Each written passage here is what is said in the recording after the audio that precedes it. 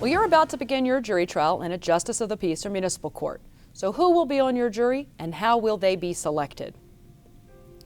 Jury selection is considered by many to be the most important part of a case, and it is necessary for you to prepare in advance.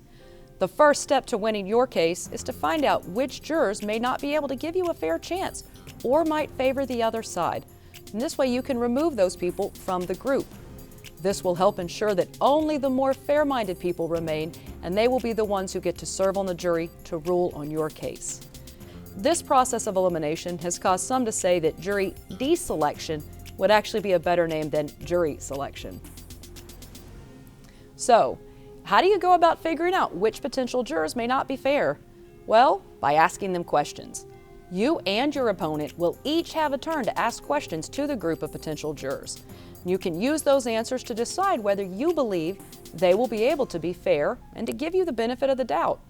If not, you have a chance to strike or remove them from the jury in a process that's going to be explained shortly.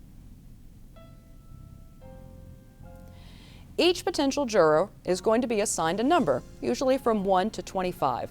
The first 6 remaining jurors after strikes will be the final jury on your trial. This means that jurors numbered 1 through 12 have a much greater chance of hearing your case than jurors numbered 13 to 25. So you may wish to pay more particular attention to those jurors. Jurors are asked to answer questions about their age, their education, and their job before they come to court, and that information will be provided to you when you arrive for your trial. Read it carefully and make note of any juror who has experiences related to your case. For example, if your case is about an eviction or about repairs, and you see that the juror's current employer is an apartment complex, you may wish to ask that juror if they could be fined in favor of a tenant, or if they will be biased in favor of a landlord. It's a good idea to make a numbered list or a chart ahead of time. This way you can quickly record their answers and make notes on which jurors you think may or may not be good for your case. This will help you to choose those jurors to ask questions of and which jurors should be struck. Remember, jurors with numbers 1 through 12 are more likely to serve on a trial than jurors with higher numbers. In the courtroom, the jurors are going to be seated in rows in numerical order. They may be wearing a tag with a number, or they may have a paddle that shows their number. When it's your turn to ask them questions, you are allowed to stand up and face them. You can ask a question to everyone all at once. For example, please raise your hand if you have ever rented an apartment. Please raise your hand if you ever rented an apartment and it wasn't in the best condition when you entered the place. Please raise your hand if you believe a contract should be followed once it's signed.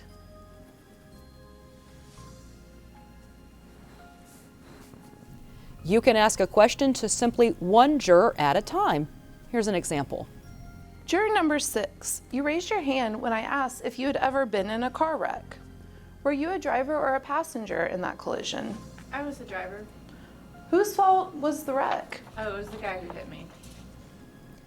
You can expect to be given a time limit for your turn to ask questions, and the amount of time will vary by judge. As a general rule, be prepared to get anywhere from between 5 and 20 minutes to ask your questions. In order to best use your time, it's a good idea to prioritize your list of questions. Identify 1 or 2 most important questions and make sure those are at the top of your list.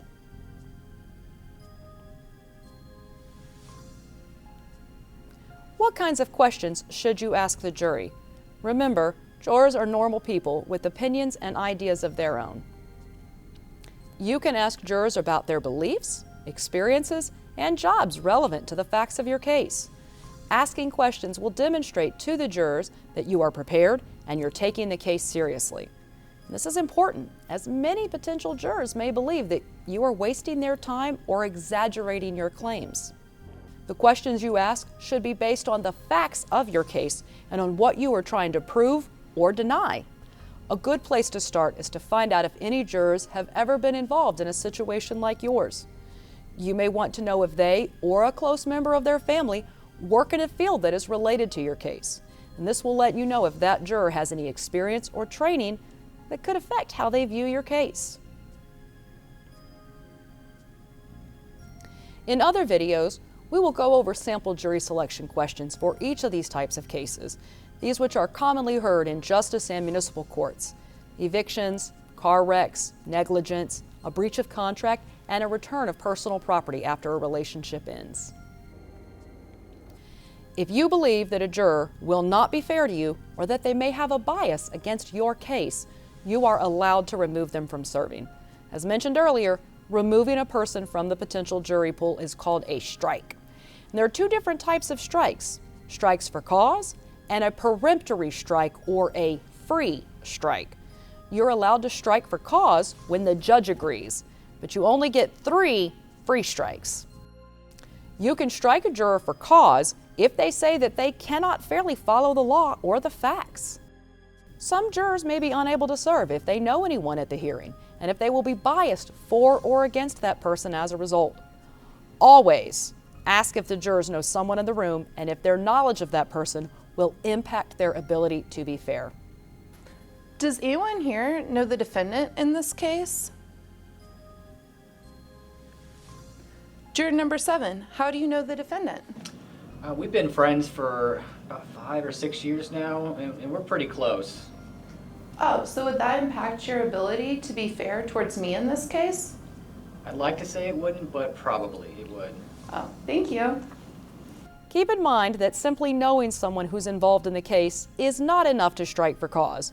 You must also establish that their knowledge will impact their ability to be fair in your case. Other jurors may express an unwillingness to follow the law.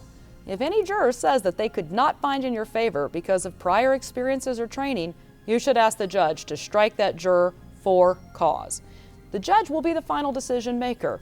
Remember, strikes for cause do not count against your 3 free strikes. Here are some examples of juror responses that might warrant a strike for cause. Has anyone here ever worked in property management or been a landlord? Juror number 4, can you explain to me your involvement in property management or being a landlord? Well, I've worked in property management for about 15 years, and after all the things I've seen, I mean, I would never believe a tenant over a landlord. Not in any case whatsoever? No, they're always lying. Thank you. Does anyone here have a religious bias that would prevent them from being a fair juror in this case?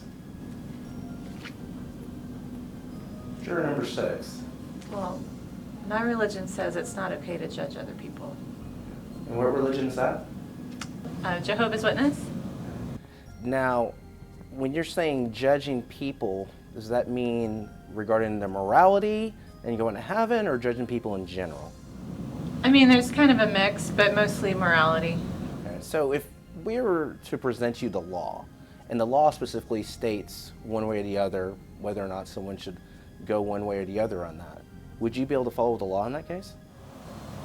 I guess it depends on what the law says, but probably. Okay. Appreciate you sharing that with me. Thank you. Remember, though you have 3 free strikes, you cannot strike someone for their race, their gender, their religion, their place of origin.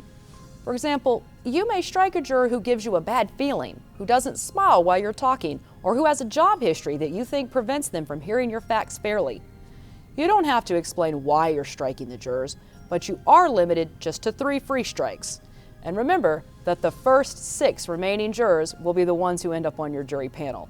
And so jurors numbered 1 through 12 have a much greater chance of being selected. You may not want to use your 3 free strikes on a higher numbered juror that has a lower chance of being reached. Remember, what you're doing is really more of a deselection process than a selection. Both you and your opponent are focusing on finding people that you don't want on the jury. And for this reason, you'll probably want to focus on questions that help you figure out which potential jurors would be most likely to agree with your side of the case. Think about who would make a bad juror for you in your case. Who wouldn't like you? Who wouldn't see things your way? Who is likely to favor your opponent? Are there any biases that people might have against you? You should ask questions of jurors to determine if they would be unfair or biased against the facts of your case. And you should strike the 3 jurors who are least likely to take your side. You should also think about who would make a good juror on your case, who would agree with you, who might see things from your point of view, who wouldn't like your opponent. You may not want to ask questions to those jurors to avoid your opponent striking them.